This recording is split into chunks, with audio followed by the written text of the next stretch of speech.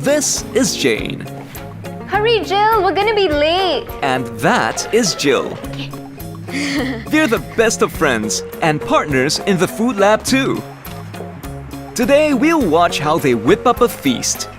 This is our favorite lesson. That's because I always clean up after you. Well, the lab is a place for cooking adventures, but only if you practice safety first. Before we start, in case of an emergency, this is our plan of escape. Note where the fire extinguishers are. Alert the teacher about the fire.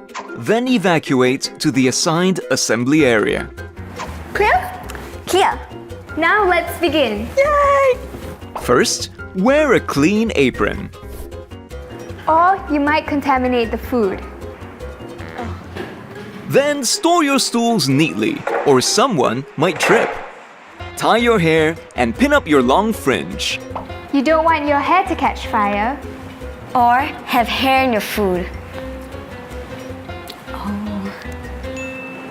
Keep fingernails trimmed and clean.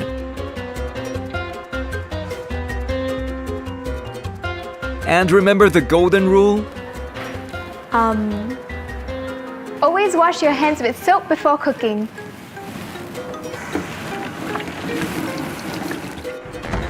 And the first in, first out rule? Use ingredients closer to the expiry date first.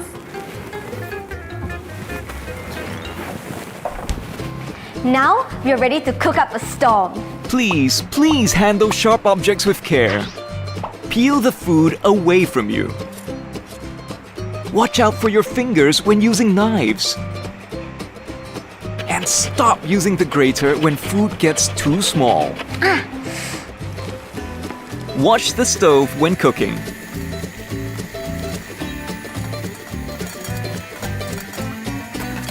And turn it off before you go.